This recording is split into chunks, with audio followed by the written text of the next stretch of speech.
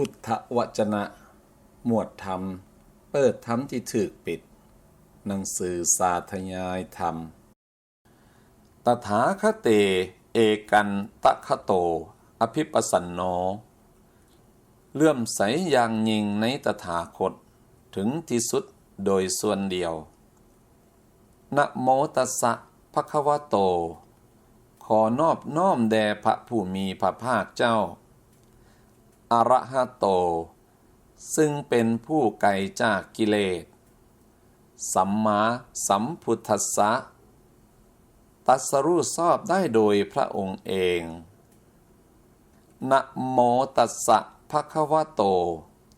ขอนอบน้อมแด่พระผู้มีพระภาคเจ้า อะระหะโต ซึ่งเป็นผู้ไกลจากกิเลส สัมมาสัมพุทธัสสะ ตรัสรู้ชอบได้โดยพระองค์เอง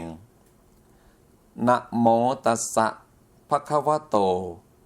ขอนอบน้อมแด่พระผู้มีพระภาคเจ้า อะระหะโต ซึ่งเป็นผู้ไกลจากกิเลส สัมมาสัมพุทธัสสะ ตรัสรู้ชอบได้โดยพระองค์เอง บทสวดระลึกถึงพระพุทธเจ้า อิทะตถาคโตโลเกอุปัสสติ ตถาคตเกิดขึ้นในโลกนี้อรหังเป็นผู้ไกลจากกิเลส สัมมาสัมพุทโธ ตรัสรู้ชอบได้โดยพระองค์เอง วิสาจรณะสัมปันโน เป็นผู้ถึงพร้อมด้วยวิสาและจรณะ สุขโต เป็นผู้ไปแล้วด้วยดีโลกวิทู เป็นผู้หู้โลกอย่างแจ่มแจ้ง อนุตตโรปุริสธรรมสารถิ เป็นผู้สามารถฝึกคนที่ควรฝึกอย่างบ่มีไผยิ่งกว่า สัทธาเทวมนุษย์สานัง เป็นคู่ของเทวดาและมนุษย์ทั้งหลาย พุทโธ เป็นผู้หู้ผู้ตื่นผู้เบิกบานด้วยธรรม ภควา เป็นผู้มีความจำเริญจำแนกธรรมสั่งสอนสัตว์ โสอิมังโลกัง ตถาคตนั้นทำให้แจ้งซึ่งโลกนี้สเทวกังสมารกังสพรามกัง สัตสมณพรามณิง กับทั้งเทวดามารพรหมมูสัตว์พร้อมทั้งสมณพราหมณ์ปสังสเทวมนุษย์สัง เทวดาพร้อมทั้งมนุษย์สัญญังอภิญญา ด้วยปัญญาอันยิ่งเองแล้ว สัตสิกตวาปเวเทติ สอนผู้อื่นให้หู้แจ้งตาม โสธรรมังเทเสติ ตถาคตนั้นแสดงธรรม อาทิกัลยาณัง งดงามในเบื้องต้น มัตเสกัลยาณัง งดงามในท่ามกลาง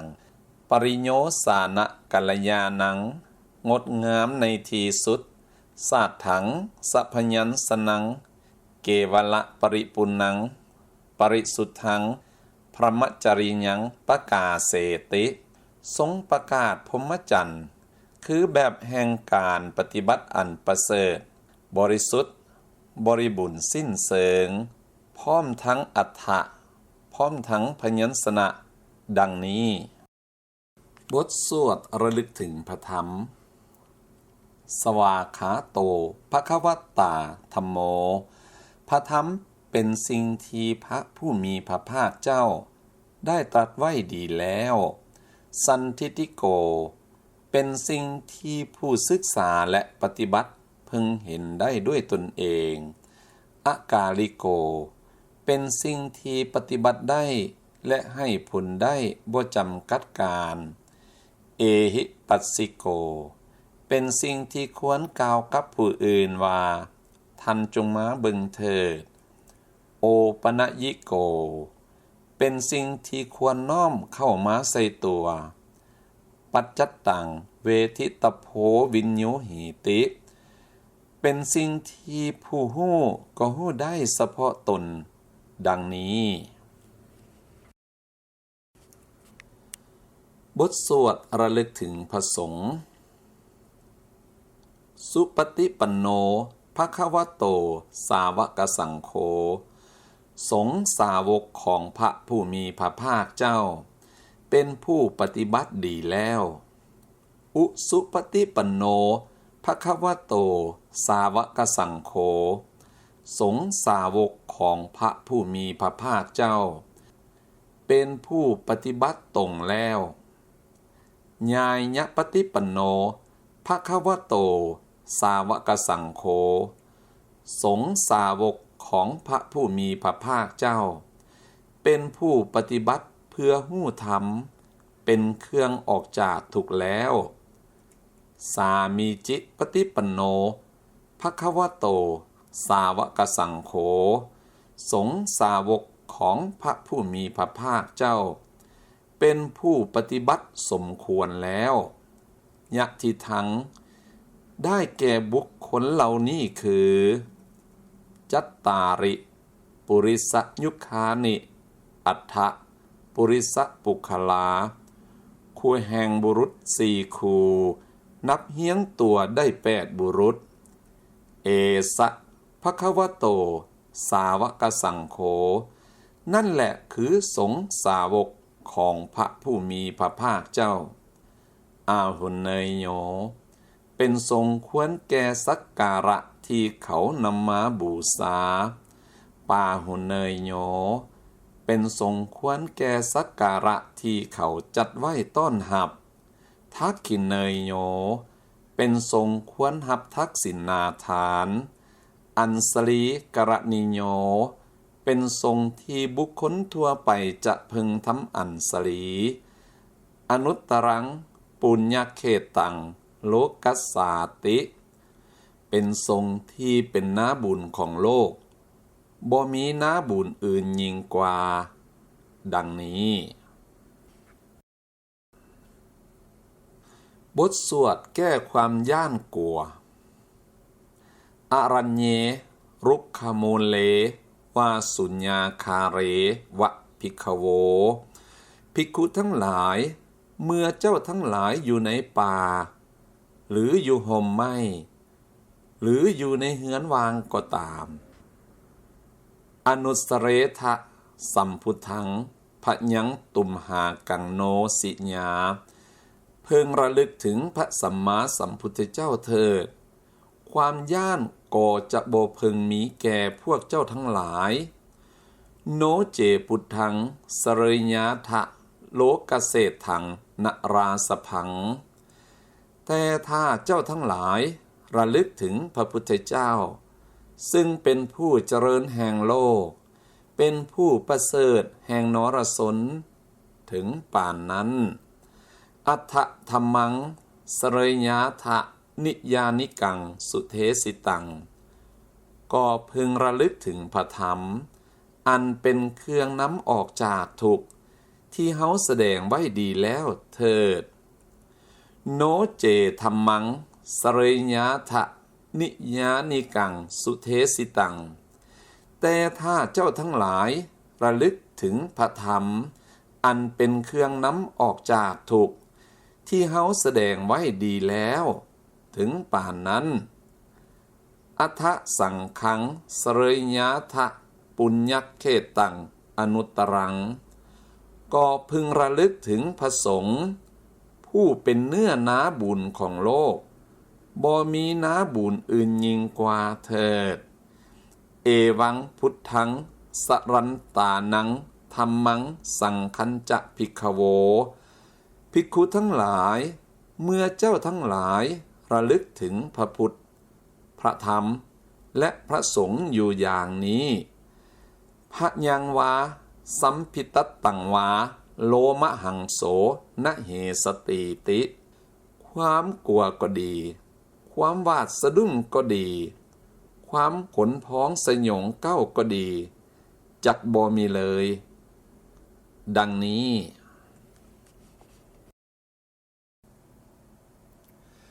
บทสวดปฏิจจสมุปบาท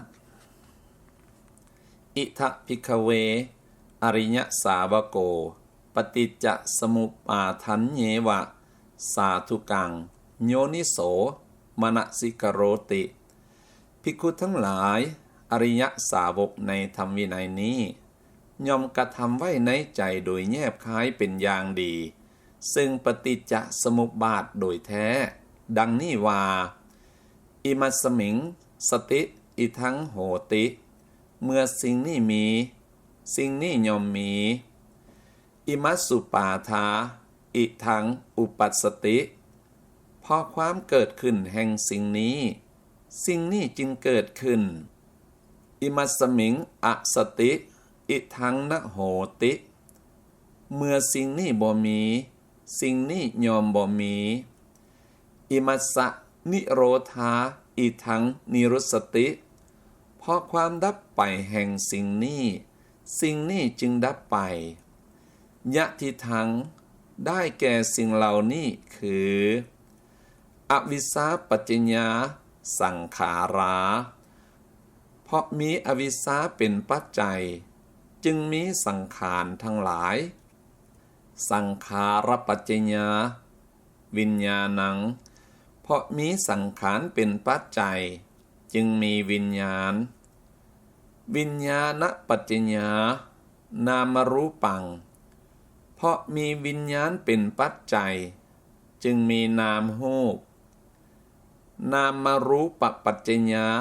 สลายตนังเพราะมีนามรูปเป็นปัจจัย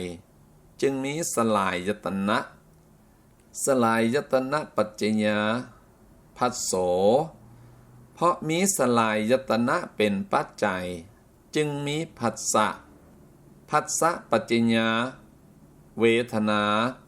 เพราะมีผัสสะเป็นปัจจัยจึงมีเวทนาเวทนาปัจจญาตัณหาเพราะมีเวทนาเป็นปัจจัยจึงมีตัณหาตัณหาปัจจญาอุปาทานัง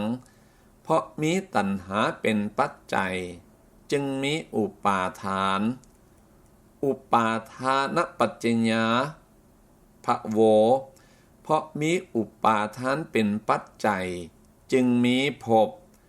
ภวปัจจญาสาติเพราะมีภพเป็นปัจจัยจึงมีชาติสาติปัจจญาสรามรณังโสกปริเทวะทุกขโทมนัสสุปายาสาสัมภวันติเพราะมีชาติเป็นปัจจัยสรามรณะโสกปริเทวะทุกขโทมนัสอุปายาสะทั้งหลายจึงเกิดขึ้นครบถ้วนเอวเมตัสสะเกวลัสสะทุกขขันธัสสะสมุทัยโยโหติความก่อขึ้นพร้อมแห่งกองทุกข์ทั้งสิ้นนี้ย่อมมีด้วยอาการอย่างนี้อวิสาญตเววะอเสสะวิราคะนิโรธาสังขารนิโรโธเพราะความจางคายดับไปโดยบ่เหลือแห่งอวิชชานั้นโดยแท้จึงมีความดับแห่งสังขารสังขารนิโรธาวิญญาณนิโรโธเพราะมีความดับแห่งสังขารจึงมีความดับแห่งวิญญาณวิญญาณนิโรธานามรูปนิโรโธเพราะมีความดับแห่งวิญญาณจึงมีความดับแห่งนามรูปนามรูปนิโรธาสลายตนะนิโรโธเพราะมีความดับแห่งนามรูปจึงมีความดับแห่งสลายตนะสลายตนะนิโรธาผัสสะนิโรโธเพราะมีความดับแห่งสลายตนะจึงมีความดับแห่งผัสสะผัสสะนิโรธาเวทนานิโรโธเพราะมีความดับแห่งผัสสะจึงมีความดับแห่งเวทนาเวทนานิโรธาตัณหานิโรโธ เพราะมีความดับแห่งเวทนาจึงมีความดับแห่งตัณหาตัณหานิโรธาอุปาทานนิโรโธเพราะมีความดับแห่งตัณหาจึงมีความดับแห่งอุปาทานอุปาทานนิโรธาภวนิโรโธเพราะมีความดับแห่งอุปาทานจึงมีความดับแห่งภพภวนิโรธาสาตินิโรโธเพราะมีความดับแห่งภพจึงมีความดับแห่งชาติสาตินิโรธาสรามรณังโสกปริเทวะทุกขโทมนัสสุปายาสานิรุตสันติเพราะมีความดับแห่งชาตินั่นแลสรามรณะโสกปริเทวะทุกขโทมนัสอุปายาสะทั้งหลายจึงดับสิ้นเอวเมตัสสะเกวลัสสะทุกขขันธัสสะนิโรโธโหติติความดับลงแห่งกองทุกข์ทั้งสิ้นนี้ย่อมมีด้วยอาการอย่างนี้ดังนี้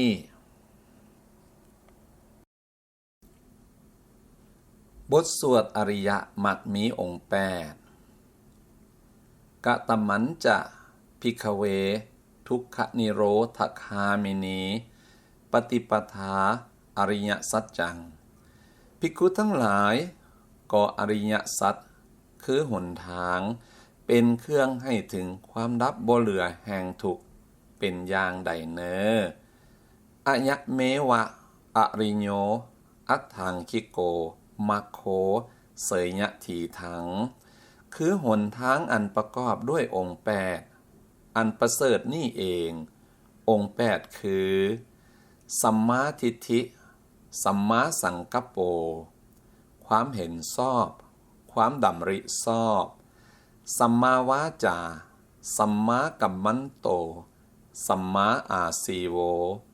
วาจาชอบการงานชอบอาสีวะชอบสัมมาวายาโมสัมมาสติสัมมาสมาธิความเพียรชอบความระลึกชอบความตั้งใจมั่นชอบกตมะจะภิกขเวสัมมาทิฏฐิภิกขุทั้งหลายความเห็นชอบเป็นอย่างใดยังโขภิกขเวทุกเขญาณังภิกขุทั้งหลายความหู้ในทุกข์ทุกขสมุทัยเยญาณังความหู้ในเหตุให้เกิดทุกข์ทุกขนิโรเธญาณังความหู้ในความดับบ่เหลือแห่งทุกข์ทุกขนิโรธคามินียาปฏิปทายญาณังความหู้ในหนทางเป็นเครื่องให้ถึงความดับบ่เหลือแห่งทุกข์อะยังวุจติภิกขเวสัมมาทิฏฐิภิกขุทั้งหลายนี่เฮาเอิ้นว่าความเห็นชอบกตโมจะภิกขเวสัมมาสังกัปโปภิกขุทั้งหลายความดำริชอบเป็นอย่างใดเนคขัมมะสังกัปโปความดำริในการออกจากกามอัพยาปาทะสังกัปโปความดำริในการบ่พยาบาทอวิหิงสาสังกัปโปความดำริในการบ่เบียดเบียนอะยังวุจติภิกขเวสัมมาสังกัปโปภิกขุทั้งหลายนี่เฮาเอิ้นว่าความดำริชอบกตมะจะภิกขเวสัมมาวาจาภิกขุทั้งหลายวาจาชอบเป็นอย่างใดมุสาวาทาเวรมณีเจตนาเป็นเหตุงดเว้นจากการเว้าตัวปิสุนายะวาจายะเวรมณีเจตนาเป็นเหตุงดเว้น จากการเว้าตูให้แตกกันพรุษสายยะวาจายยะเวรมณี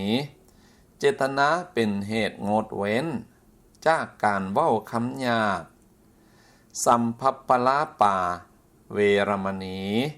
เจตนาเป็นเหตุงดเว้นจากการเว้าเลื่อยเปื่อยอะยังวุจติภิกขเวสัมมาวาจาภิกขุทั้งหลายนี่เฮาเอิ้นว่าวาจาชอบกะตโมจะภิกขเวสัมมากัมมันโตภิกขุทั้งหลายการงานชอบเป็นอย่างใดปานาติปาตาเวรมณีเจตนาเป็นเหตุงดเว้นจากการฆ่าสัตว์อทินนาทานาเวรมณีเจตนาเป็นเหตุงดเว้นจากการถือเอาสิ่งของที่เจ้าของบ่ได้ให้กาเมสุมิจฉาจาราเวรมณีเจตนาเป็นเหตุงดเว้นจากการประพฤติผิดในกามทั้งหลายอะยังวุจติภิกขเวสัมมากัมมันโตภิกขุทั้งหลายนี่เฮาเอิ้นว่าการงานชอบกะตโมจะภิกขเวสัมมาอาสีโวภิกขุทั้งหลายอาสีวะชอบเป็นอย่างใดอิทะภิกขเวอริยสาวโกมิจฉาอาสีวังปะหายะภิกขุทั้งหลายอริยสาวกในธรรมวินัยนี้ละการหาเลี้ยงชีพที่ผิดเสียสัมมาอาสีเวนะสีวิกังกัปเปติสำเร็จความเป็นอยู่ด้วยการหาเลี้ยงชีพที่ชอบอะยังวุจติภิกขเวสัมมาอาสีโวภิกขุทั้งหลายนี่เฮาเอิ้นว่าอาสีวะชอบกะตโมจะภิกขเว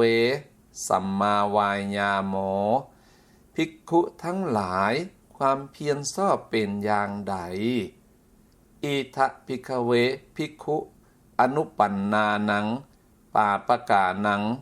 อกุศลานังธัมมานังอนุปาทายะสันทังสเนติวายมติ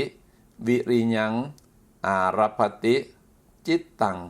ปัคคันหาติปะทะหาติภิกขุทั้งหลายภิกขุในธรรมวินัยนี้ยอมปลูกความพอใจยอมพยายามยอมปรารภความเพียรยอมประคองจิตยอมตั้งจิตไว้เพื่อความบ่บังเกิดแห่งอกุศลธรรมอันเป็นบาปทั้งหลายที่ยังบ่ได้บังเกิดอุปันนานังปาปกานังอกุศลานังธัมมานังปหานายะสันทังสเนติวายมติวิริยังอารพติจิตตังปัคคันหาติปัทหาติยอมปลูกความพอใจยอมพยายามยอมปรารภความเพียร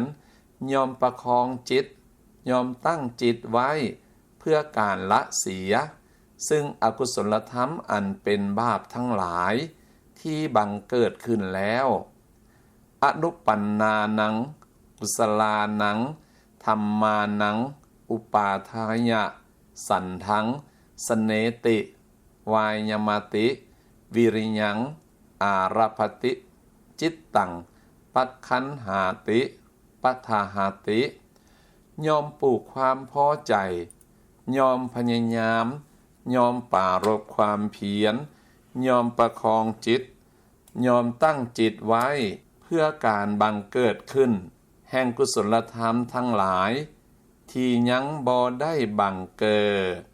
อุปันนานังกุศลานังธัมมานังทิติญา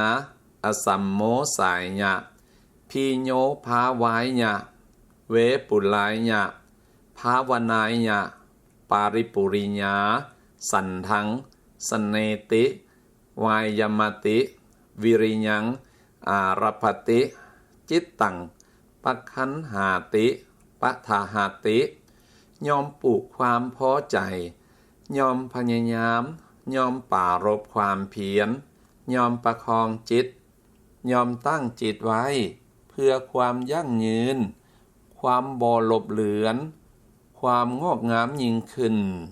ความไพบูรย์ความเจริญความเต็มหอบ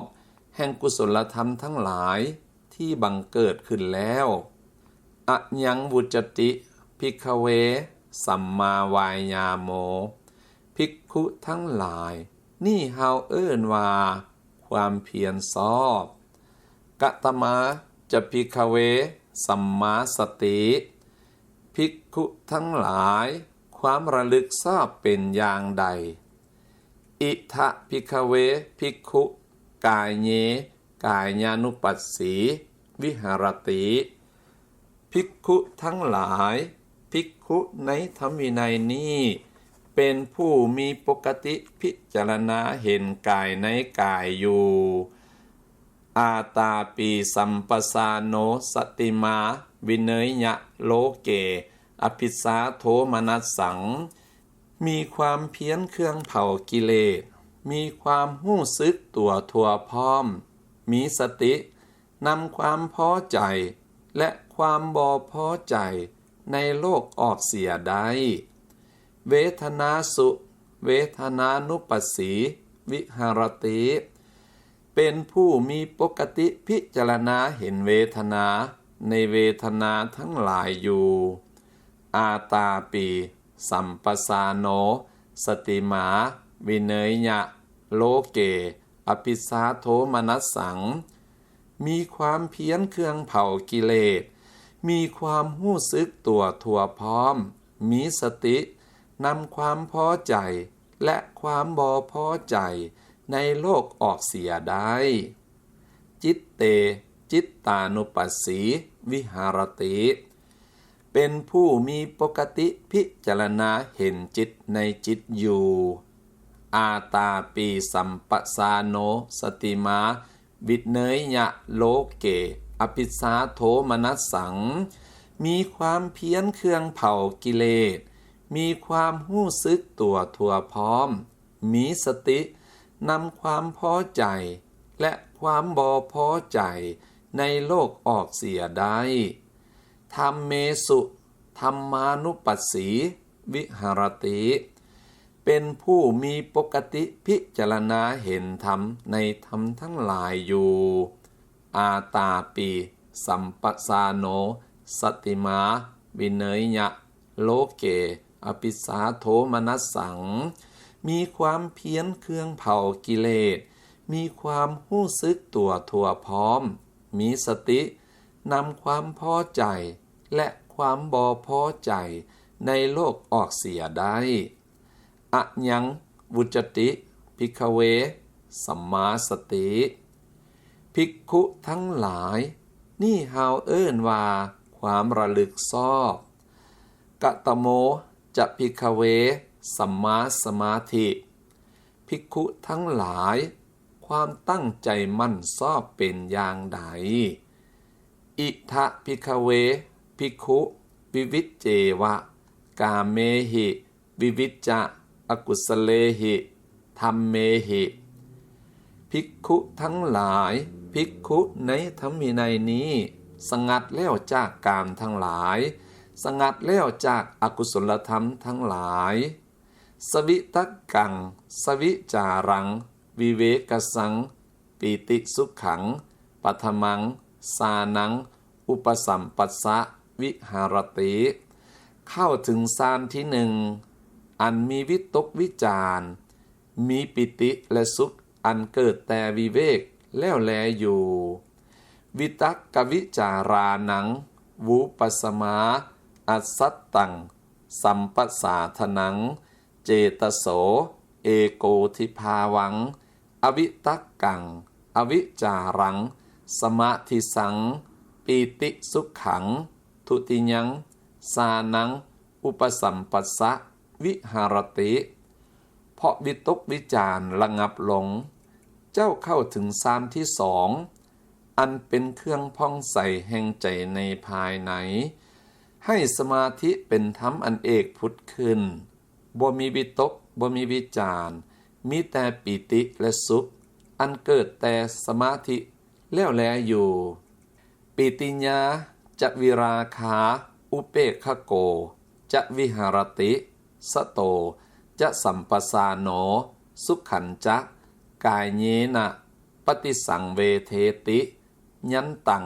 อาริญาอาจิกขันติอุเปกขโกสติมาสุขวิหาริติตติยังสานังอุปสัมปัสสะวิหารติเพราะปีติจังหายไปเจ้าเป็นผู้เพ่งเสยอยู่ได้มีสติมีความรู้สึกตัวทั่วพร้อมและได้เสวยสุขด้วยน้ำกายย่อมเข้าถึงฌานที่สามอันเป็นฌานที่พระอริยะเจ้าทั้งหลายกล่าวสรรเสริญผู้ได้บรรลุว่าเป็นผู้เสยอยู่ได้มีสติมีความเป็นอยู่เป็นปกติสุขแล้วแลอยู่สุขัสสะจะปหานาทุกขัสสะจะปหานาปุเพวะโสมนัสสะโทมนัสสานังอัตถังขมาอทุกขมสุขขังอุเปกขาสติปาริสุทธิงจตุถังสานังอุปสัมปัสสะวิหารติเพราะละสุขและทุกข์เสียได้และความดับหายแห่งโสมนัสและโทมนัสในการก่อนเจ้ายอมเข้าถึงฌานที่สี่อันบ่ทุกข์และบ่สุขมีแต่สติอันบริสุทธิ์เพราะอุเบกขาแล้วแลอยู่อะยังวุจติภิกขเวสัมมาสมาธิภิกขุทั้งหลายนี่เฮาเอิ้นว่าสัมมาสมาธิอิทังวุจติภิกขเวทุกขนิโรธคามินีปฏิปทาอริยสัจจังภิกขุทั้งหลายเหล่านี้แลเฮาเอิ้นว่าอริยสัจคือหนทางเป็นเครื่องให้ถึงความดับบ่เหลือแห่งทุกข์บทสวดความสิ้นสุดแห่งโลกนิสิตัสสะจริตังความหวั่นไหวย่อมมีแก่บุคคลผู้อันตัณหาและทิฏฐิอาศัยแล้วอนิสิตัสสะจริตังนัตถิความหวั่นไหวย่อมบ่มีแก่บุคคลผู้อันตัณหาและทิฏฐิบ่อาศัยแล้วจริเตอสติปัสสัทธิเมื่อความหวั่นไหวบ่มีปัสสัทธิย่อมมีปัสสัทธิญา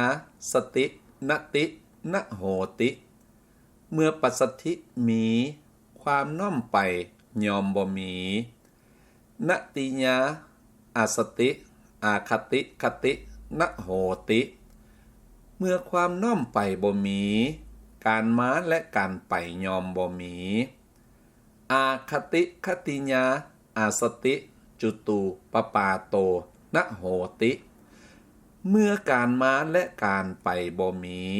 การเคลื่อนและการเกิดขึ้นย่อมบ่มี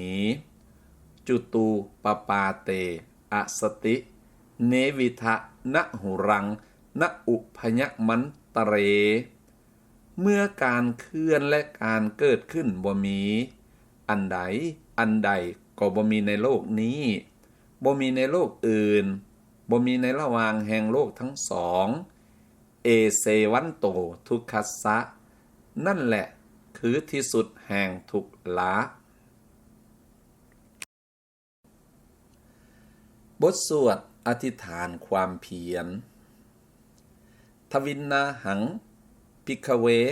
ธัมมานังอุปัญญาสิงภิกขุทั้งหลายเฮายังรู้สึกได้อยู่ซึ่งทำสองอย่างคือญาจะอสันตุทิตากุสเลสุธัมเมสุความบ่ฮู้จักอิ่มจักพอในกุศลธรรมทั้งหลายญาจะอปปติวานิตาปทานสมิงความเป็นผู้บ่ถอยกลับ ในการตั้งความเพียรอัปปติวานังสุทธาหังภิกขเวปทหามิเฮายอมตั้งไว้ซึ่งความเพียรอันบ่ถอยกลับว่ากามังตะโจนะหารุจะอัตถิจะอวสิสตุสรีเรอุปสุสตุมังสโลหิตังหนังเอ็นกระดูกจักเหลืออยู่เนื้อและเลือดในสรีระจักเหือดแห้งไปก็ตามทียันตังปุริสัทธาเมนะปุริสวิริเยนะปุริสปรักกเมนะปัตตพังประโยชน์ใดอันบุคคลจะพึงลุกได้ด้วยกำลังด้วยความเพียรด้วยความบากบั่นของบุรุษณตังอปาปุณิตวาวิริยัสสะสันธานังภวิสติติหากยังบ่บรรลุถึงประโยชน์นั่นแล้วจักยุดความเพียรนั่นเสียเป็นบ่มีดังนี้ตัสสะไมหังภิกขเวอัปปมาทาธิกตาโพธิอัปปมาทาธิกโตอนุตตโรโยคะเขโมภิกขุทั้งหลายการตัสสหูเป็นสิ่งที่เฮาถึงทับแล้วด้วยความบ่ประมาทอนุตตรโยคะเขมธรรมก็เป็นสิ่งที่เฮาถึงทับแล้วด้วยความบ่ประมาทตุเมหะเจปิภิกขเวอัปปติวานังปัทหหิญาถะภิกขุทั้งหลายถ้าแม่นพวกเจ้าพึงตั้งไว้ซึ่งความเพียรอันบ่ถอยกลับว่ากามังตะโจนะหารุจะอัตถิจะอวสิสตุสรีเรอุปสุสตุมังสโลหิตังหนังเอ็นกระดูกจักเหลืออยู่เนื้อและเลือดในสรีระจักเหือดแห้งไปก็ตามทียันตังปุริสัทธาเมนะปุริสวิริเยนะปุริสปรักกเมนะปัตตพังประโยชน์ใดอันบุคคลจะพึงลุกได้ด้วยกำลังด้วยความเพียรด้วยความบากบั่นของบุรุษณตังอปาปุณิตวาวิริยัสสะสันธานังภวิสติติหากยังบ่บรรลุถึงประโยชน์นั่นแล้วจักยุดความเพียรเสียเป็นบ่มีดังนี้แล้วแท้ตุเมหะปิภิกขเวนะจิรัสเสวะยัสสัทธายะกุลปุตตาสัมมะเทวะอาคารัสสมาอนัคคาริยังปภัสสันติตถนุตรังพรหมจริยะปริโยสานังทิเทวะธัมเมสัญญังอภิญญาสัจสิกตวาอุปสัมปัสสะวิหริสถาภิกขุทั้งหลายพวกเจ้าก็จักกระทำให้แจ้งด้วยปัญญาอันยิ่งเองซึ่งที่สุดแห่งพรหมจรรย์อันบ่มีอันใดอื่นยิ่งกว่าอันเป็นประโยชน์ที่ต้องการของกุลบุตรผู้ออกบวชจากเฮือนเป็นผู้บ่มีเฮือนโดยชอบได้ต่อการบ่นานในทิฏฐธรรมเข้าถึงแล้วแลอยู่เป็นแน่นอนบทสวดละนันทิสัมมาปัสสังนิพพินทติเมื่อเห็นอยู่โดยถูกต้องยอมเบื่อหน่ายนันทิขญาราคัคขโยเพราะความสิ้นไปแห่งนันทิคือความเพลินจึงมีความสิ้นไปแห่งราคะราคัคขญานันทิขโยเพราะความสิ้นไปแห่งราคะจึงมีความสิ้นไปแห่งนันทินันทิราคัคขญาจิตตังสวิมุตตันติวุจติเพราะความสิ้นไปแห่งนันทิและราคะกล่าวได้ว่าจิตหลุดพ้นแล้วด้วยดีดังนี้บทสวดข้อปฏิบัติอันบ่เสื่อมเสียจะตูหิภิกขเวธัมเมหิสมณนาคโตภิกขุอภัพโพ ปริหานายะนิพพานัสเสวะสันติเกภิกขุทั้งหลายภิกขุเมื่อประกอบพร้อมด้วยธรรม4อย่างแล้วยอมบ่อาจที่จะเสื่อมเสียมีแต่จะอยู่ใกล้นิพพานอย่างเดียวกะตะเมหิจตุหิอิทะภิกขเวภิกขุธรรม4อย่างอันใดแดเนอ4อย่างคือภิกขุในธรรมวินัยนี้ศีลสัมปันโนโหติเป็นผู้สมบูรณ์ด้วยศีลอินทริเยสุคุตตทวารโรโหติเป็นผู้คุ้มครองทวารในอินทรีย์ทั้งหลายโภสเนมัตตัญโญโหติเป็นผู้หู้ประมาณในโภสนะสาคริยังอนุยุตโตโหติเป็นผู้ตามประกอบในสาคริยธรรมอยู่เป็นประจำกะถันจะภิกขเวภิกขุศีลสัมปันโนโหติภิกขุทั้งหลายภิกขุเป็นผู้สมบูรณ์ด้วยศีลเป็นอย่างใดเนออิทะภิกขเวภิกขุศีลวาโหติปาติโมกขสังวรสังวุตโตวิหารติภิกขุทั้งหลายภิกขุในธรรมวินัยนี้เป็นผู้มีศีลสำรวมในปาติโมกข์อาจารโคจรสัมปันโนถึงพร้อมด้วยมารยาทและโคจรอนุมัตเตสุวัตเสสุพยทัสสาวีเป็นผู้เห็นเป็นภัยในโทษทั้งหลายแม้นเพียงเล็กน้อยสมาทายะสิกติสิกขาปเทสุสมทานศึกษาอยู่ในสิกขาบททั้งหลายเอวังโขภิกขเวภิกขุศีลสัมปันโนโหติภิกขุทั้งหลายภิกขุอย่างนี้ชื่อว่าเป็นผู้สมบูรณ์ด้วยศีล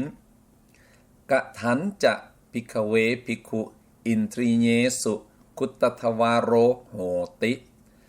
ภิกขุทั้งหลายภิกขุเป็นผู้คุ้มครองทวารในอินทรีย์ทั้งหลายเป็นอย่างใดเนออิทะภิกขเวภิกขุจักขุนารูปังทิสวาภิกขุทั้งหลายภิกขุในธรรมวินัยนี้ได้เห็นรูปด้วยตาโสเตนะสัทธังสุตวาฟังเสียงด้วยหูคาเนนะคันทังคายิตวาดมกินด้วยดังสิวหายะระสังสายิตวาสิมรสด้วยลีนกายเยนะโพธพังภูสิตวาสัมผัสโพธพะด้วยกายมนสาธรรมังวิญญาญะและได้หู้ธรรมารมณ์ด้วยใจแล้วณนิมิตตคาหิโหติณนุพยัญสนคาหิก็บ่ฮับถือเอาทั้งหมดและบ่แยกถือเอาเป็นส่วนยัตตวาธิกรณะเมนังจักขุนตรียังโสตินตรียังคานินตรียังสีวหินตรียังกายินตรียังมะนินตรียังอสังวุตตังวิหารันตังอภิสาโทมนัสสาปาปกาอกุศลาธรรมะอันว่าสเวยุงสิ่งที่เป็นอกุศลธรรมอันเป็นบาปคืออภิสาและโทมนัสมักไหลไปตามภิกขุผู้บ่สำรวมตาหูดังลิ้นกายใจเพราะการบ่สำรวมอินทรีย์เหล่าใดเป็นเหตุตัสสะสังวรายะปฏิปัสสติรักขติจักขุนตรียังจักขุนตรีเยโสตินตรียังโสตินตรีเยคานินตรียังคานินตรีเยสีวหินตรียังสีวหินตรีเยกายินตรียังกายินตรีเยมัดนินตรียังมัดนินตรีเยสังวรังอาปัสสติเจ้าปฏิบัติเพื่อปิดกั้นอินทรีย์นั่นไว้เจ้ารักษาและถึงความสำรวมซึ่งตาหูดังลิ้นกายใจเอวังโข ภิกขเวภิกขุอินทรีเยสุคุตทวารโรโหติภิกขุทั้งหลายภิกขุอย่างนี้ชื่อว่าเป็นผู้คุ้มครองทวารในอินทรีย์ทั้งหลายกะถันจะภิกขเวภิกขุโภสเนมัตตัญโยโหติภิกขุทั้งหลายภิกขุเป็นผู้หู้ประมาณในโภชนะเป็นอย่างใดเนออิทะภิกขเวภิกขุปฏิสังขายโยนิโสอาหารังอาหาเรติภิกขุทั้งหลายภิกขุในธรรมวินัยนี้พิจารณาโดยแยบคายแล้วจึงสั่นอาหารเนวะทวายะนมะทายะนมันธนายะนวิภูสนายะบ่สันเพื่อเล่นบ่สันเพื่อมัวเมาบ่สันเพื่อประดับบ่สันเพื่อตกแต่งญาวะเทวะอิมัสสะกายยัสสะทิติญาญาปนายะวิหิงสุปรติญาพระมจริญานุขหายะแต่สันเพียงเพื่อให้กายนี้ตั้งอยู่ได้เพื่อให้ชีวิตเป็นไปเพื่อป้องกันความลำบากเพื่ออนุเคราะห์พรหมจรรย์อิติปุรานันจะเวทนังปฏิหังขามิณวันจะเวทนังณอุปาเทสามิโดยกำหนดหู้ว่าเฮาจะกำจัดเวทนาเก่าคือความหิวเสียแล้วบ่ทำเวทนาใหม่คืออิ่มจนอึดอัดให้เกิดขึ้นญาตราจะเมภวิสติอนวัสตาจะพาสุขวิหารโรจาติความที่อายุดำเนินไปได้ความบ่มีโทษเพราะอาหารและความอยู่ผาสุขสำราญจักมีแก่เฮาดังนี้เอวังโขภิกขเวภิกขุโภสเนมัตตัญโยโหติภิกขุทั้งหลายภิกขุอย่างนี้ชื่อว่าเป็นผู้หู้ประมาณในโภชนะกะทันจะภิกขเวภิกขุสาคริยังอนุยุตโตโหติภิกขุทั้งหลายภิกขุเป็นผู้ตามประกอบในสาคริยธรรมอยู่เนืองนิดเป็นอย่างใดเนออิทะภิกขเวภิกขุทิวสังจังกเมนะนิสัสสายะอาวรณิเยหิธัมเมหิจิตตังปริโสเทติภิกขุทั้งหลายภิกขุในธรรมวินัยนี้ย่อมสำระจิตให้หมดจดสิ้นเสิงจากกิเลสที่กั้นจิตด้วยการเดินจงกรมด้วยการนั่งตลอดวันรัตติญาปัทมังญามังจังกเมนะนิสัสสายะอาวรณิเยหิธัมเมหิจิตตังปริโสเทติเมื่อถึงยามต้นแห่งราตรีก็สำระจิตให้หมดจดสิ้นเสิงจากกิเลสที่กั้นจิตด้วยการเดินจงกรมและด้วยการนั่งอีกรัตติญา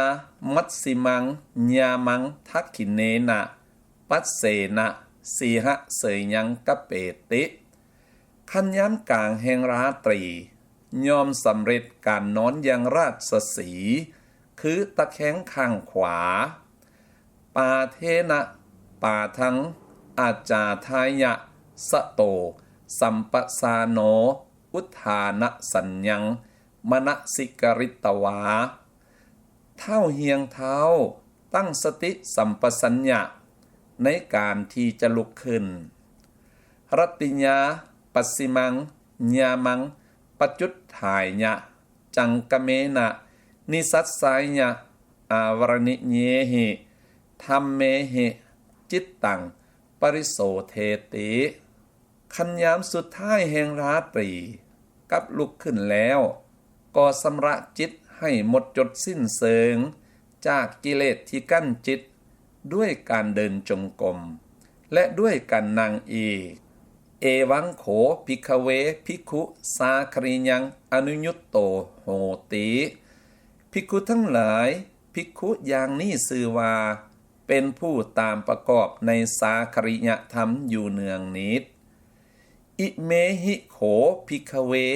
จตุหิธัมเมหิสมณะคโตภิกขุอภพโพปริหานายะนิพพานัสเสวะสันติเกติภิกขุทั้งหลายภิกขุเมื่อประกอบพร้อมด้วยธรรม4อย่างเหล่านี้แล้วย่อมบ่อาจที่จะเสื่อมเสียมีแต่จะอยู่ใกล้นิพพานอย่างเดียวแลบทสวดอานาปานสติกะถังภาวิตาจะภิกขเวอานาปานสติ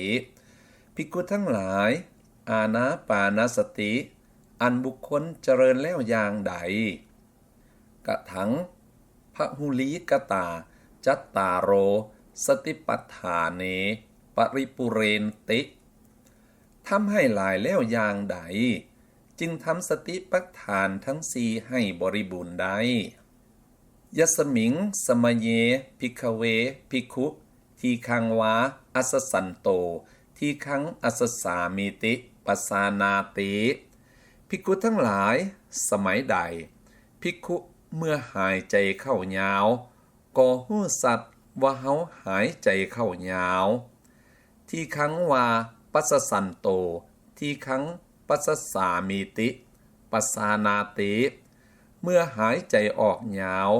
ก็ฮู้สัตว์ว่าเฮาหายใจออกยาวรัสสังวาอัสสสันโตรัสสังอัสสสามิติปัสสานาติเมื่อหายใจเข้าสั้นก็ฮู้สัตว์ว่าเฮาหายใจเข้าสั้นรัสสังวาปัสสสันโตรัสสังปัสสสามิติปัสสานาติเมื่อหายใจออกสั้นก็ฮู้สัตว์ว่าเฮาหายใจออกสั้นสัพพกายะปฏิสังเวทีอัสสิสสามิติสิกติย่อมทำการฝึกหัดศึกษาว่าเฮาเป็นผู้ฮู้พร้อมเฉพาะซึ่งกายทั้งปวง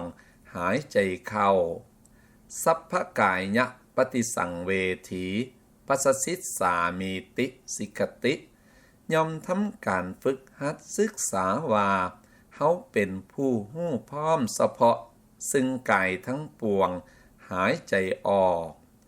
ปัสสัมภยังกายะสังขารังอัสสิสสามิติสิกติย่อมทำการฝึกหัดศึกษาว่าเฮาเป็นผู้ทำกายสังขารให้ระงับหายใจเข้าปัสสัมภยังกายะสังขารังปัสสิสสามิติสิกติย่อมทำการฝึกหัดศึกษาว่าเฮาเป็นผู้ทำกายสังขารให้ระงับหายใจออกกายเยกายานุปัสสีภิกขเวตัสมิงสมเยภิกขุวิหรติภิกขุทั้งหลายสมัยนั้นภิกขุนั่นชื่อว่าเป็นผู้เห็นกายในกายอยู่เป็นประจำอาตาปีสัมปสาโนสติมาวิเนยญะโลเก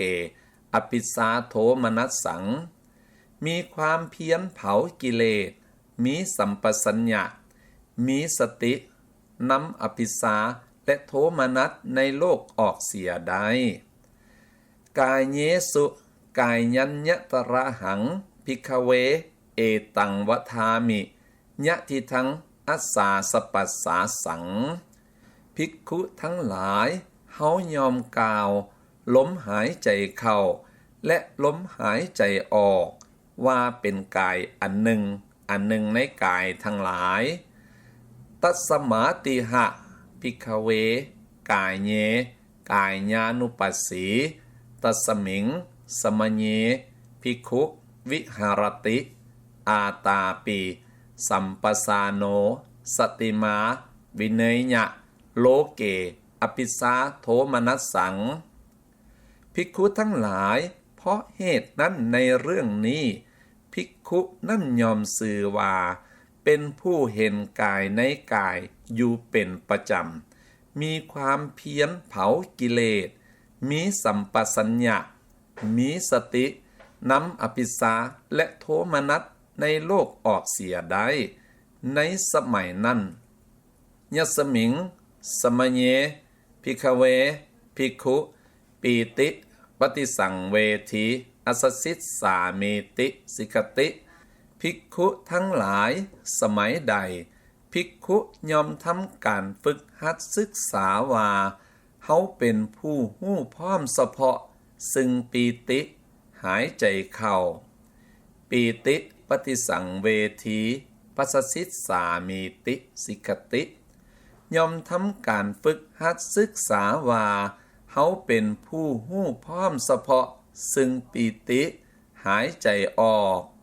สุขปฏิสังเวที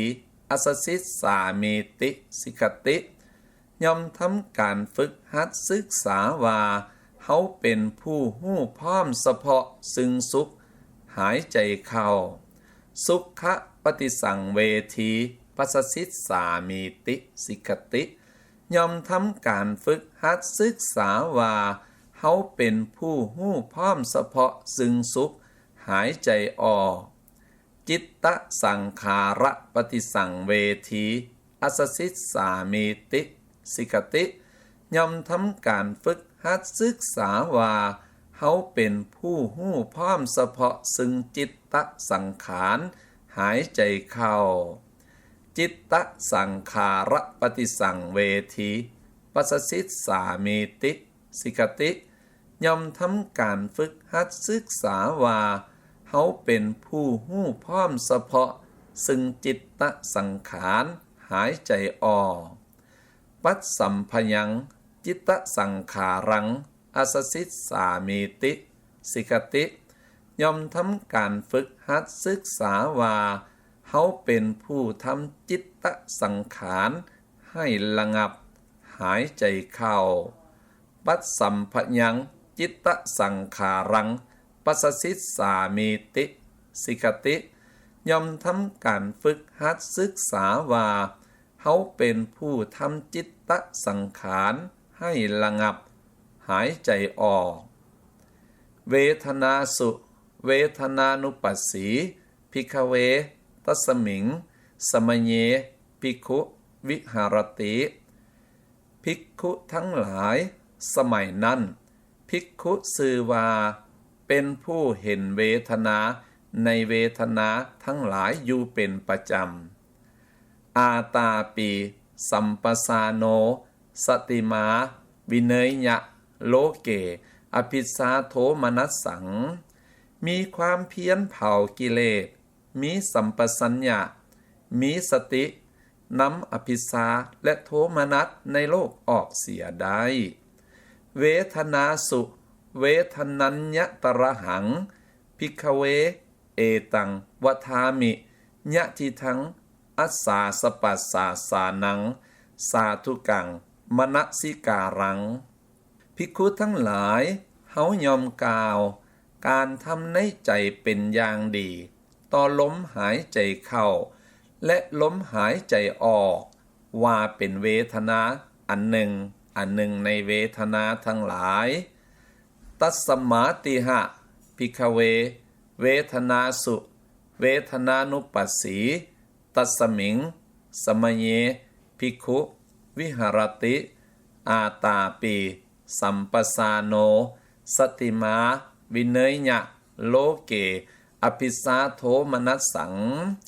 ภิกขุทั้งหลายเพราะเหตุนั้นในเรื่องนี้ภิกขุนั้นยอมสื่อว่าเป็นผู้เห็นเวทนาในเวทนาทั้งหลายอยู่เป็นประจำมีความเพียรเผากิเลสมีสัมปสัญญะมีสตินำอภิสาและโทมนัสในโลกออกเสียได้ในสมัยนั้นยัสมิงสมะเยภิกขเวภิกขุจิตตปฏิสังเวทีอัสสิสสามีติสิกติภิกขุทั้งหลายสมัยใดภิกขุยอมทำการฝึกหัดศึกษาว่าเขาเป็นผู้หู้พร้อมเฉพาะซึ่งจิตหายใจเข้าจิตตปฏิสังเวทีปัสสิสสามีติสิกติยอมทำการฝึกหัดศึกษาว่า เฮาเป็นผู้ฮู้พร้อมเฉพาะซึ่งจิตหายใจออกอภิปปโมทยังจิตตังอสสิสสามีติสิกติย่อมทำการฝึกหัดศึกษาว่าเฮาเป็นผู้ทำจิตให้ปราโมทย์ยิ่งหายใจเข้าอภิปปโมทยังจิตตังปัสสิสสามีติสิกติย่อมทำการฝึกหัดศึกษาว่าเฮาเป็นผู้ทำจิตให้ปราโมทย์ยิ่งหายใจออกสัมมาทหังจิตตังอสสิสสามีติสิกติย่อมทำการฝึกหัดศึกษาว่าเฮาเป็นผู้ทำจิตให้ตั้งมั่นหายใจเข้าสัมมาทหังจิตตังปัสสิสสามีติสิกติย่อมทำการฝึกหัดศึกษาว่าเฮาเป็นผู้ทำจิตให้ตั้งมั่นหายใจออกวิโมจยังจิตตังอสสิสสามีติสิกติย่อมทำการฝึกหัดศึกษาว่าเฮาเป็นผู้ทำจิตให้ปล่อยอยู่หายใจเข้าวิโมจยัง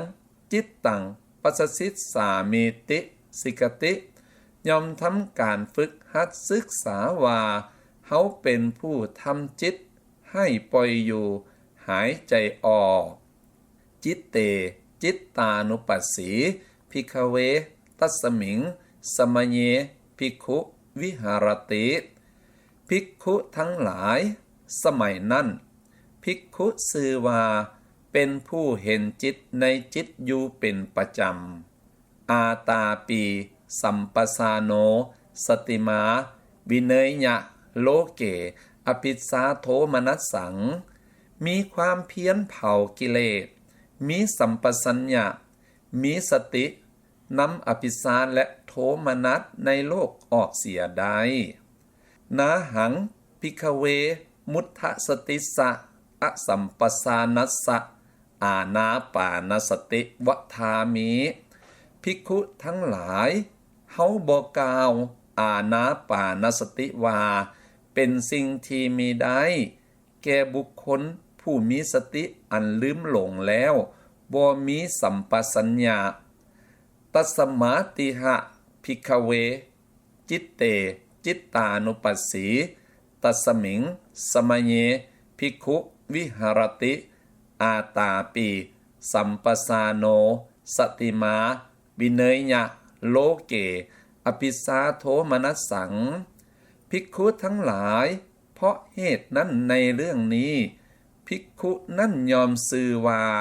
เป็นผู้เห็นจิตในจิตอยู่เป็นประจำมีความเพียรเผากิเลสมีสัมปสัญญะมีสตินำอภิสาและโทมนัสในโลกออกเสียได้ในสมัยนั้นยสมิงสมะเยภิกขเวภิกขุอนิจจานุปัสสีอสสิสสามีติสิกติภิกขุทั้งหลายสมัยใดภิกขุย่อมทำการฝึกหัดศึกษาว่าเฮาเป็นผู้เห็นซึ่งความบ่เที่ยงอยู่เป็นประจำหายใจเข้าอนิจจานุปัสสีปัสสิสสามีติสิกติย่อมทำการฝึกหัดศึกษาว่าเฮาเป็นผู้เห็นซึ่งความบ่เที่ยงอยู่เป็นประจำหายใจออกวิราคานุปัสสีอสสิสสามีติสิกติย่อมทำการฝึกหัดศึกษาว่าเฮาเป็นผู้เห็นซึ่งความจางคายอยู่เป็นประจำหายใจเข้าวิราคานุปัสสีปัสสิสสามีติสิกติย่อมทำการฝึกหัดศึกษาว่าเฮาเป็นผู้เห็นซึ่งความจางคายอยู่เป็นประจำหายใจออกนิโรธานุปัสสีอสสิสสามีติสิกติย่อมทำการฝึกหัดศึกษาว่าเฮาเป็นผู้เห็นซึ่งความดับบ่เหลืออยู่เป็นประจำหายใจเข้า นิโรธานุปัสสีปัสสสิสามีติสิกติย่อมทำการฝึกหัดศึกษาว่าเฮาเป็นผู้เห็นซึ่งความดับบ่เหลืออยู่เป็นประจำหายใจออกปฏินิสสักขานุปัสสีอัสสสิสามีติสิกติย่อมทำการฝึกหัดศึกษาว่าเฮาเป็นผู้เห็นซึ่งความสลัดคืนอยู่เป็นประจำหายใจเข้าปฏินิสสักขานุปัสสีปัสสสิสามีติสิกติย่อมทำการฝึกหัดศึกษาว่าเฮาเป็นผู้เห็น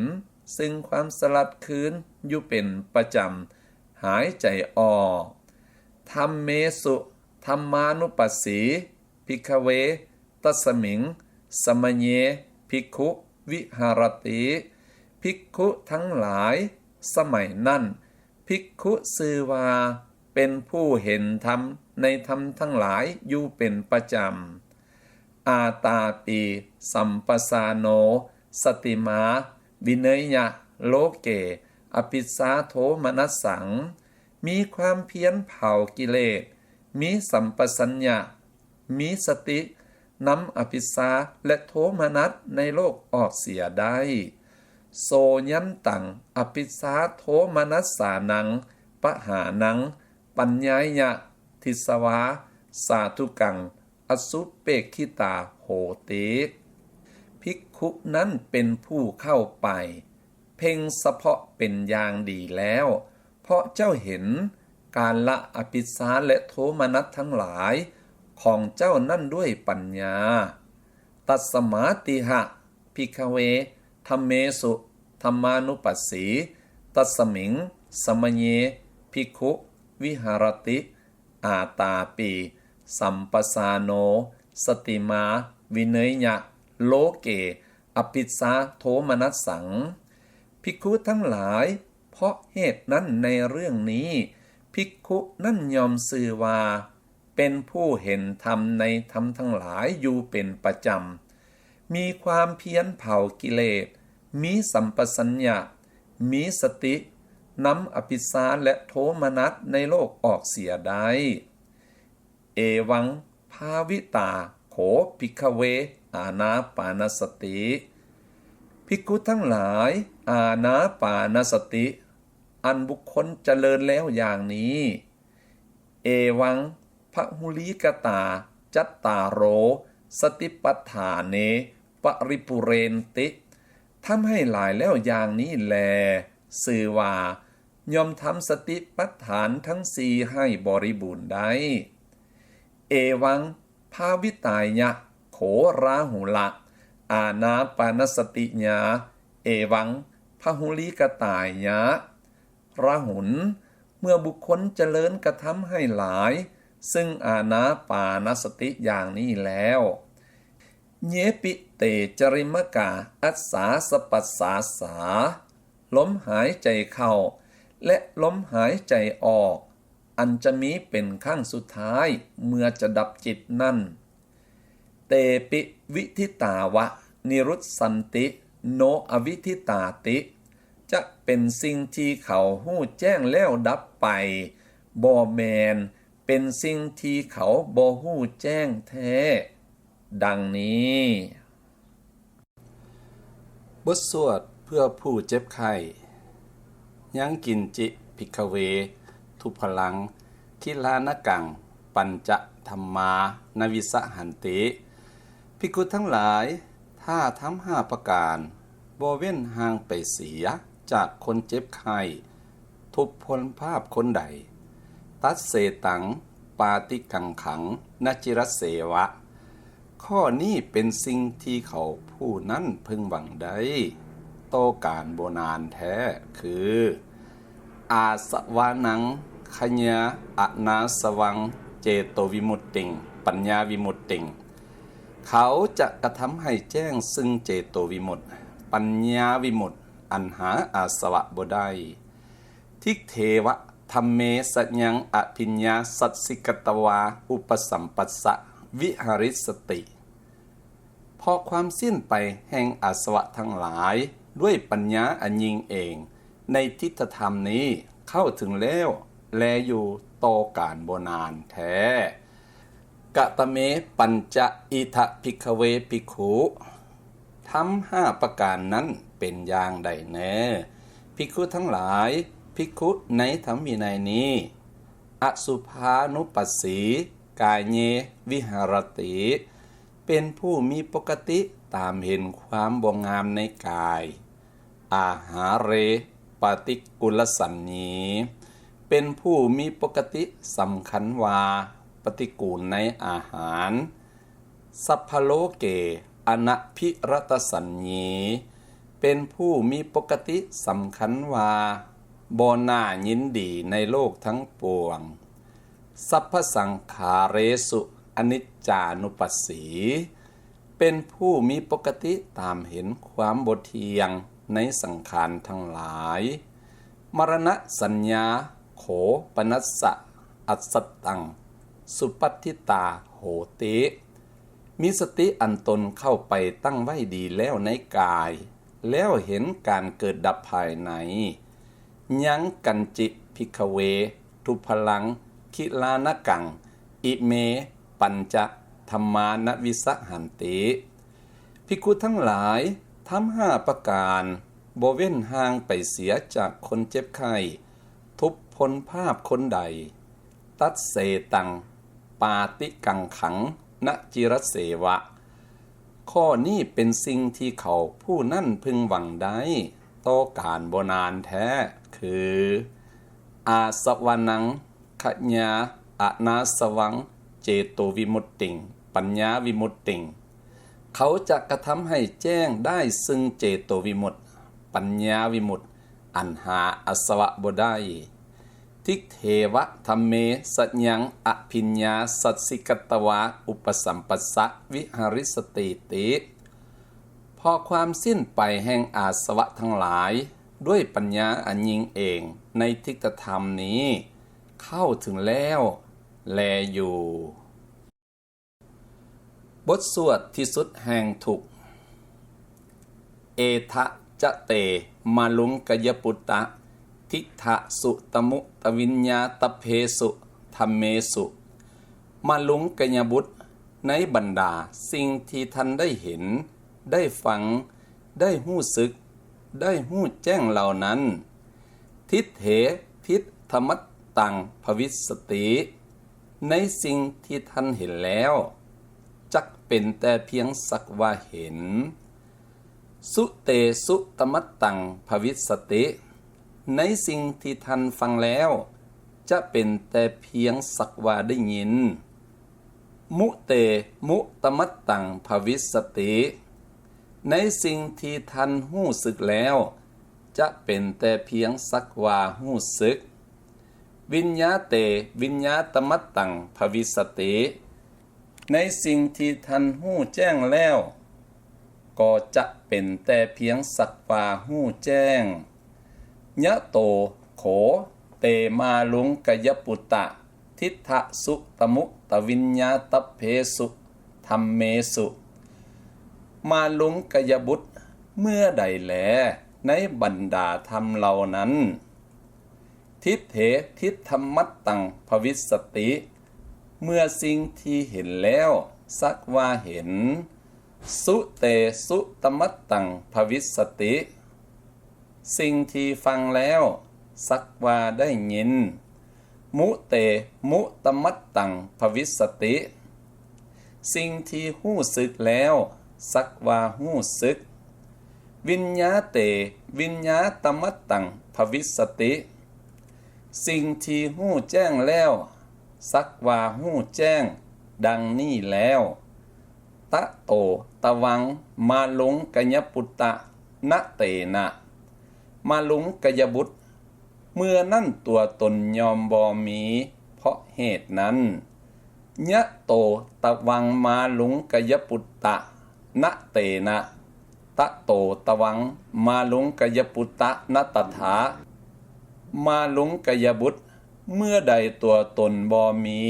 เพราะเหตุนั้นเมื่อนั่นตัวท่านก็บ่มีในทีนั่น ยะโตตะวังมาลุงกยปุตตะนะตัถามาลุงกยบุตรเมื่อใดตัวทันบ่มีในทีนั่นตะโตมาลุงกยปุตตะเนวิทะนะหุรังนะอุพยมันตเรนะเมื่อนั่นตัวทันก็บ่มีในโลกนี้บ่มีในโลกอื่นบ่มีในระหว่างแห่งโลกทั้งสองเอเสวันโตทุกขสาตินั่นแหละคือที่สุดแห่งความทุกข์ดังนี้บทสวดอินทรีย์ภาวนาสั้นเลิศกะถันจะอานันทะอริยัสสะวินัญเยอนุตตราอินทรียภาวนาโหติอานนท์อินทรีย์ภาวนาสั้นเลิศในอริยวินัยเป็นอย่างใดเนออิทานันทะภิกขุโนจักขุนารูปังทิสวาอุปัสสติมนาปังอานนท์ภิกขุในกรณีนี้เพราะเห็นรูปด้วยตาอารมณ์อันเป็นที่ชอบใจก็เกิดขึ้นอุปัสสติอมนาปังบ่เป็นที่ชอบใจก็เกิดขึ้นอุปัสสติมนาปามนาปัง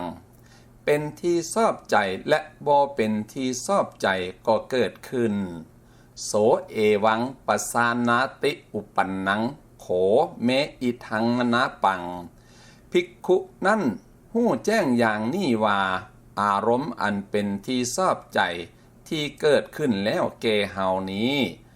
อุปันนังอมนาปังบ่เป็นที่ชอบใจที่เกิดขึ้นแล้วอุปันนังมนาปามนาปังเป็นที่ชอบใจและบ่เป็นที่ชอบใจที่เกิดขึ้นแล้วตันจะโขสังคตังโอลาริกังปฏิจจสมุปปันนังเป็นสิ่งที่มีปัจจัยปรุงแต่งเป็นของหยาบหยาบเป็นสิ่งที่อาศัยเหตุปัจจัยเกิดขึ้นเอตังสันตังเอตังปณิตังแต่มีสิ่งพูนซึ่งระงับและประณีตยะทิทังอุเปกขาติกล่าวคืออุเปกขาดังนี้ตัสสะตังอุปปันนังมนาปังเมื่อหู้แจ้งอย่างนี้อารมณ์อันเป็นที่ชอบใจที่เกิดขึ้นแล้วอุปปันนังอมนาปังบ่เป็นที่ชอบใจที่เกิดขึ้นแล้วอุปปันนังมนาปามนาปังเป็นที่ชอบใจและบ่เป็นที่ชอบใจที่เกิดขึ้นแล้วนิรุสสติอุเปกขาสันธาตินั่นยอมดับไปส่วนอุเปกขายังคงดำรงอยู่เสยยะถาปิอานันทะจักขุมาปุริโสอุมิเลตวาวานิมิเลยยะนิมิเลตวาวาอุมิเลยยะเอวะเมวะโขอานันทะยัสสกัสสจิเอวังสีขังเอวังตุวถังเอวังอปกสิเรนะอุปันนังมนาปังอุปันนังอมนาปังอุปันนังมนาปามนาปังนิรุสสติอุเปกขาสันธาติอานนท์อารมณ์อันเป็นที่ชอบใจบ่เป็นที่ชอบใจเป็นที่ชอบใจและบ่เป็นที่ชอบใจอันบังเกิดขึ้นแก่ภิกขุนั้นย่อมดับไปไว้เหมือนการกระพริบตาของคนส่วนอุเบกขายังคงดำรงอยู่อะยังวุจตานันทะอริยัสสะวินัยเยอนุตตราอินทรียภาวนาจักขุวิญเยเยสุรูเปสุอานนท์นี่แลเฮาเอิ้นว่า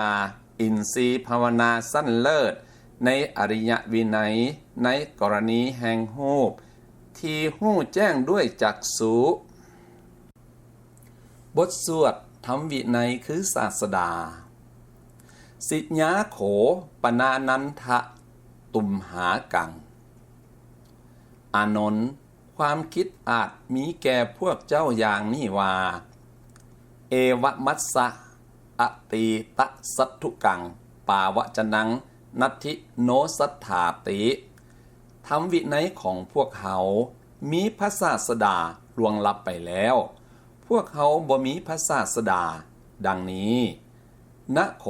ปเนตังอานันทะเอวังทัตถพังอานนท์ข้อนี้พวกเจ้าอย่าคิดดังนั้นโยโวอานันทะมญาธัมโมจะวินโยจะเทสิโตปัญญโตอานนท์ธรรมก็ดีวินัยก็ดีที่เฮาแสดงแล้วบัญญัติแล้วแก่พวกเจ้าทั้งหลายโสโวมมัจจเยนะสัทธาธรรมวินัยนั้นจะเป็นศาสดาของพวกเจ้าทั้งหลายโดยการล่วงไปแห่งเฮาบทสวดเพึงตนเพึงธรรมเยหิเกจิอานันทะเอตระหิวามมัจจเยวาอานนท์ในการบัดนี้ก็ดีในการล่วงไปแห่งเฮาก็ดีไผก็ตามอัตตทีปาวิหริสันติอัตตสรณาอนัญญสรณาจักต้องมีตนเป็นประทีปมีตนเป็นสรณะบ่เอาสิ่งอื่นเป็นสรณะธรรมทีปาธรรมสรณาอนัญญสรณามีธรรมเป็นประทีปมีธรรมเป็นสรณะบ่เอาสิ่งอื่นเป็นสรณะเป็นอยู่ตมตักเขเมเตอานันทะภิกขุภวิสสันติเยเกจิสิกขากามาติอานนท์ภิกขุพวกใดเป็นผู้ใฝ่ในสิกขาภิกขุพวกนั้นจักเป็นผู้อยู่ในสถานะอันเลิศที่สุดแลบทสวดปัสสิมวาจาหันทธานิภิกขเวอามันตยามิโวภิกขุทั้งหลายบัดนี้เฮาขอเตือนเจ้าทั้งหลายว่ามยธรรมะสังขาราสังขารทั้งหลายมีความเสื่อมไปเป็นธรรมดาอัปปมาเทนะสัมปาเทถะเจ้าทั้งหลายจงถึงพร้อมด้วยความบ่ประมาทเถิดการเจริญเมตตาเจ้าพึงศึกษาอย่างนี้ว่าจิตของเฮาจักตั้งมั่นดำรงอยู่ด้วยดีในภายในและอกุศลธรรมอันเป็นบาปที่เกิดขึ้นแล้วจักบ่ครอบงำจิตใดเมื่อใดจิตของเจ้าเป็นจิตตั้งมั่นดำรงอยู่ด้วยดีแล้วในภายในและอกุศลธรรมอันเป็นบาปที่เกิดขึ้นแล้วบ่ครอบงำจิตใดเมื่อนั้นเจ้าพึงศึกษาอย่างนี้ว่าเฮาจักเจริญกระทำให้หลายซึ่งเมตตาเจโตวิมุตติกรุณาเจโตวิมุตติมุทิตาเจโตวิมุตติอุเบกขาเจโตวิมุตติทำให้เป็นดุจญาณทำให้เป็นที่ตั้งให้มั่นคงสร้างสมปารภดีแล้วเมื่อเจ้าพิจารณาเห็นตนบริสุทธิ์พ้นแล้วจากอกุศลธรรมอันเป็นบาปที่เกิดขึ้นปาโมทย์ก็เกิดเมื่อเจ้าเกิดปาโมทย์แล้วปีติก็เกิดเมื่อเจ้ามีใจประกอบด้วยปีติแล้วกายก็สงบระงับผู้มีกายสงบระงับย่อมเสวยสุขจิตของผู้มีสุขย่อมตั้งมั่นเป็นสมาธิเจ้ามีจิตประกอบด้วยเมตตาแผ่ไปสู่ทิศที่หนึ่งอยู่แผ่ไปสู่ทิศที่สองก็อย่างนั้นแผ่ไปสู่ทิศที่สามก็อย่างนั้นแผ่ไปสู่ทิศที่สี่ก็อย่างนั้นและเจ้ามีจิตประกอบด้วยเมตตาอันกว้างขวางเป็นส่วนใหญ่หาประมาณบ่ได้บ่มีเวรบ่มีพยาบาทแผ่ไปทางเบื้องถึงเบื้องต่ำเบื้องขวางทั่วทุกทางเสมอหน้ากันตลอดโลกทั้งปวงที่มีอยู่มีจิตประกอบด้วยกรุณาแผ่ไปสู่ทิศที่หนึ่งอยู่แผ่ไปสู่ทิศที่สองก็อย่างนั้นแผ่ไปสู่ทิศที่สามก็อย่างนั้นแผ่ไปสู่ทิศที่สี่ก็อย่างนั้น และเจ้ามีจิตประกอบด้วยกรุณาอันกว้างขวางเป็นส่วนใหญ่หาประมาณบ่ได้บ่มีเวรบ่มีพยาบาทแผ่ไปทางเบื้องถึงเบื้องต่ำเบื้องขวางทั่วทุกทางเสมอหน้ากันตลอดโลกทั้งปวงที่มีอยู่มีจิตประกอบด้วยมุทิตาแผ่ไปสู่ทิศที่หนึ่งอยู่แผ่ไปสู่ทิศที่สองก็อย่างนั้นแผ่ไปสู่ทิศที่สามก็อย่างนั้นแผ่ไปสู่ทิศที่สี่ก็อย่างนั้นและเจ้ามีจิตประกอบด้วยมุทิตาอันกว้างขวาง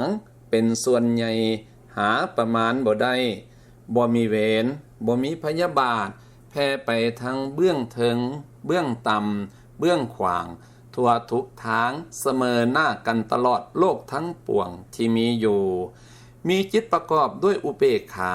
แผ่ไปสู่ทิศที่หนึ่งอยู่แผ่ไปสู่ทิศที่สองก็อย่างนั้นแผ่ไปสู่ทิศที่สามก็อย่างนั้น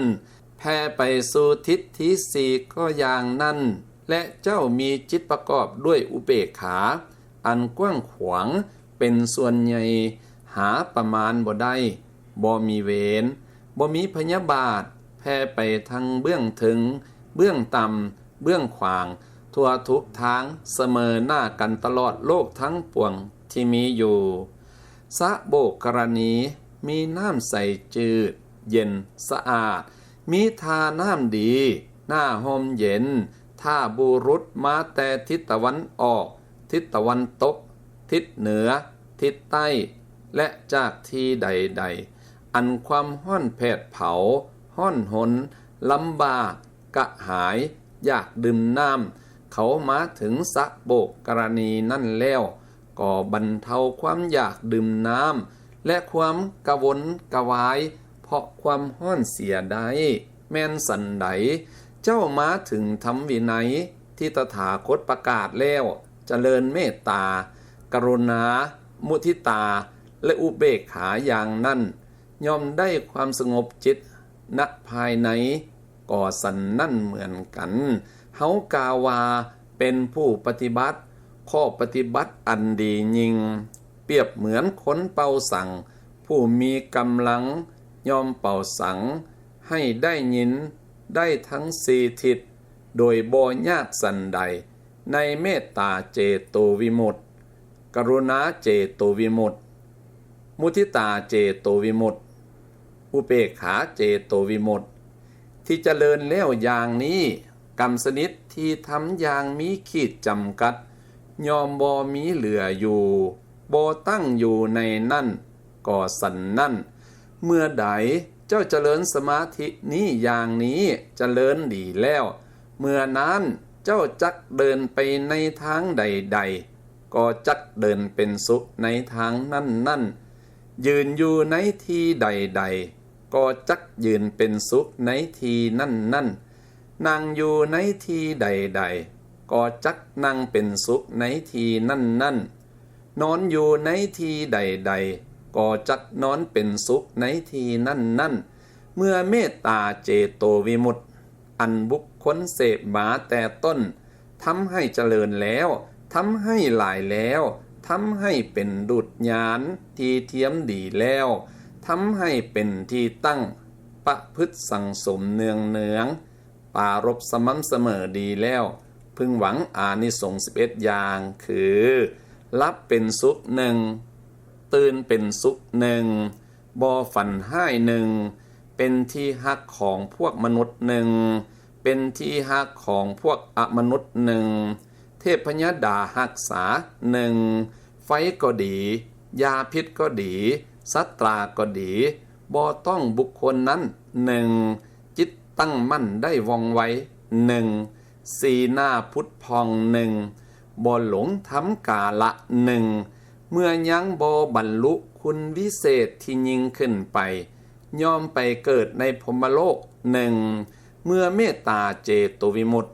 อันบุคคลเสพมาแต่ต้นทำให้เจริญแล้วทำให้หลายแล้วทำให้เป็นดุจญาณที่เทียมดีแล้วทำให้เป็นที่ตั้งประพฤติสั่งสมเนือง ปรารภสม่ำเสมอดีแล้วพึงหวังอานิสงส์11อย่างนี้แลคำสี่ส่วนวิงวอนภิกขุทั้งหลายโยคะกรรมอันเจ้าพึงกระทำเพื่อให้หู้ว่านี่ทุกข์นี่เหตุให้เกิดทุกข์นี่ความดับบ่เหลือแห่งทุกข์นี่ทางให้ถึงความดับบ่เหลือแห่งทุกข์นิพพานเฮาได้แสดงแล้วทางให้ถึงนิพพานเฮาก็ได้แสดงแล้วแก่เจ้าทั้งหลายกิจใดที่ศาสดาผู้เอ็นดูแสวงหาประโยชน์เกื้อกูลอาศัยความเอ็นดูแล้วจะพึงทำแก่สาวกทั้งหลายกิจนั้นเฮาได้กระทำแล้วแก่เจ้าทั้งหลาย